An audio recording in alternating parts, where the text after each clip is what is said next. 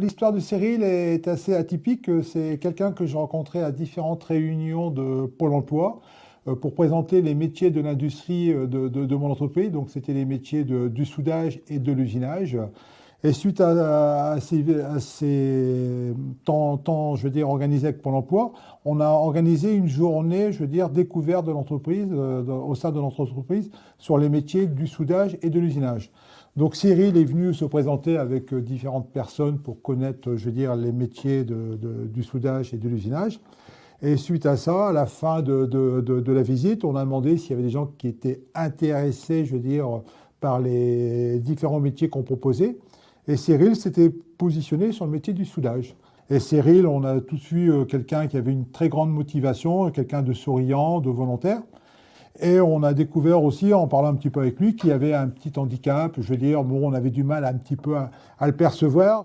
Alors, suite à ça, on a fait une semaine d'immersion avec Cyril dans l'entreprise.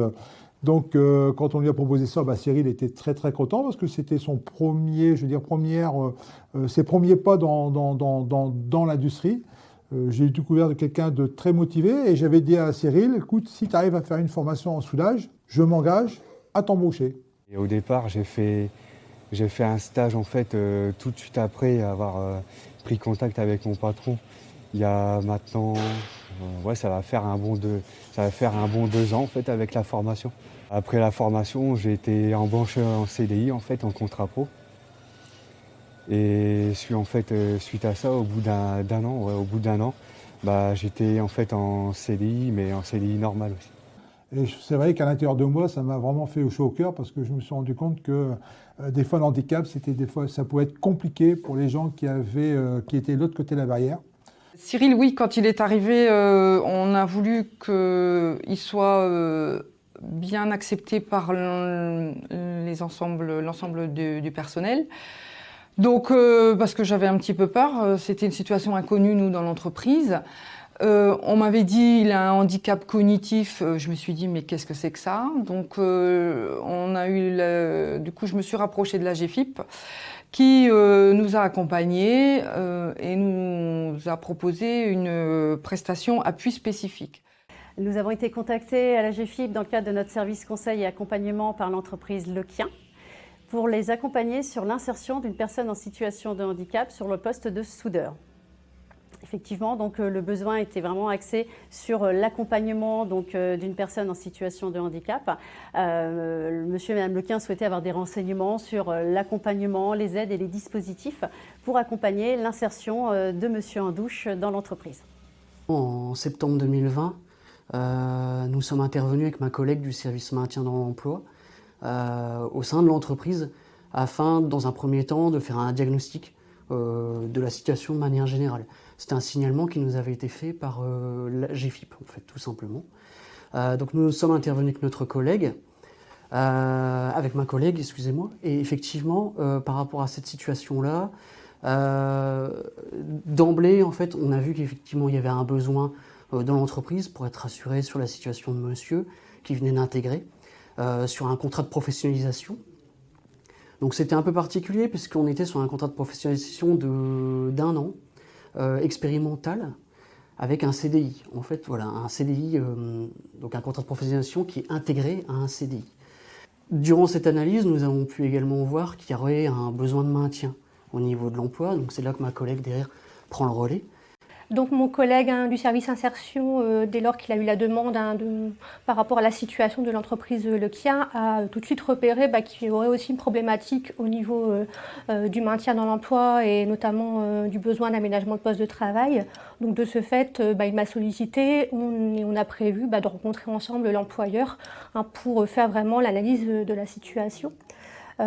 Et donc à mon niveau, dans le cadre du diagnostic, j'ai pu comprendre qu'il y avait du fait du handicap du salarié vraiment besoin d'avoir une expertise spécifique pour bien comprendre les répercussions du handicap sur le poste de travail avant d'identifier vraiment ce qui serait à mettre en place pour aménager le poste de travail.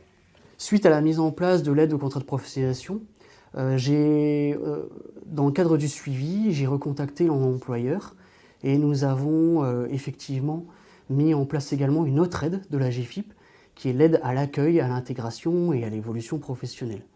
Cette aide-là est intervenue donc, quelques mois après, puisque nous avons besoin en fait, d'avoir, même au niveau de l'entreprise, d'avoir un certain recul avant de pouvoir la mettre en place.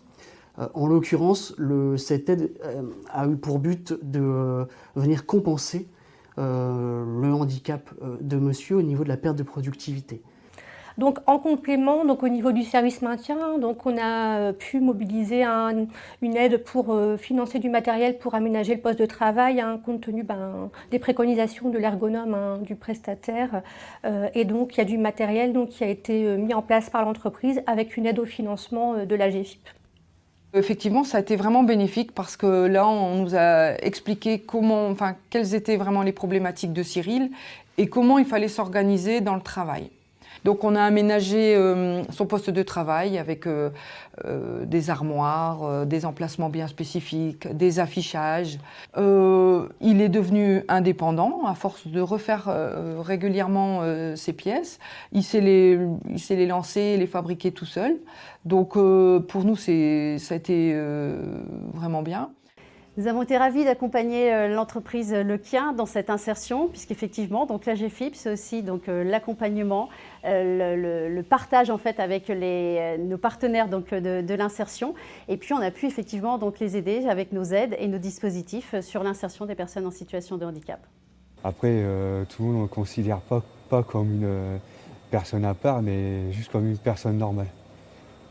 Avoir quelqu'un de cette valeur-là dans l'entreprise, je pense que je suis assez fier d'avoir fait le pas pour embaucher une personne, je veux dire, du style de Cyril.